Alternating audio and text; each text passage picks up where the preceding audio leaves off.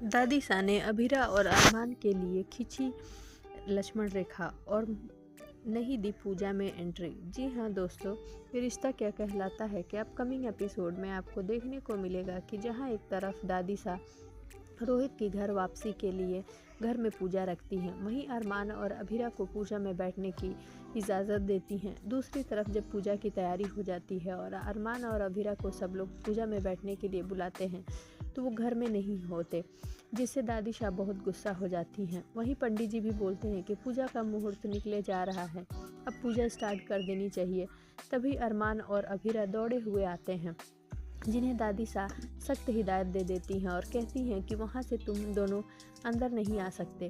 तुम लोगों ने मेरी मर्जी के खिलाफ मेरा नियम तोड़ा है। जब तुम्हें पहले से ही पता था कि तुम दोनों को पूजा में बैठना है तो अब तक तुम कहाँ थे।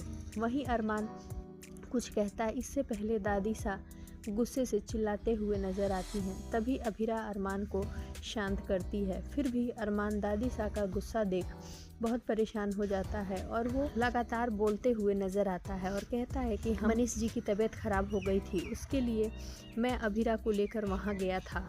ये सुन दादी उसको डांटते हुए नज़र आती हैं। फिर भी अरमान अपनी बात से हटता नहीं है और वो यही बताता है कि इस समय उनकी हालत बहुत ख़राब थी और उनको हमारी ज़रूरत थी, इसलिए हम वहाँ गए थे। दादीसा, हमारी बातों पे यकीन कीजिए। आपको यकीन नहीं हो रहा हो तो आप फ़ोन करके पूछ लीजिए।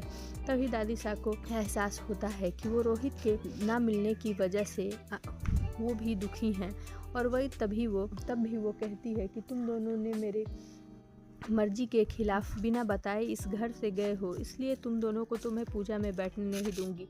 तभी पंडित जी कहते हैं कि ऐसा नहीं कीजिए, अगर इनसे गलती हुई है, इन्होंने माफ़ी मांग ली तो इन्हें माफ़ कर देना चाहिए। जी हाँ दोस्तों, फिर पंडित जी के कहे के हिसाब से दादीसा अभीरा और अरमान को माफ़ कर देंगी और उन्हें पूजा में बैठने की इजाज़त दे देंगी। अब देखना दिलचस्प होगा कि क्या पूजा ख़त्म होने के बाद रोहित की घर वापसी हो जाएगी, जैसा कि सीरियल के मेकर्स दिखाना चाहते हैं कि रोहित की वापसी घर में जल्द ही होगी। बने रहिए आगे आने वाले एपिसोड्स के साथ।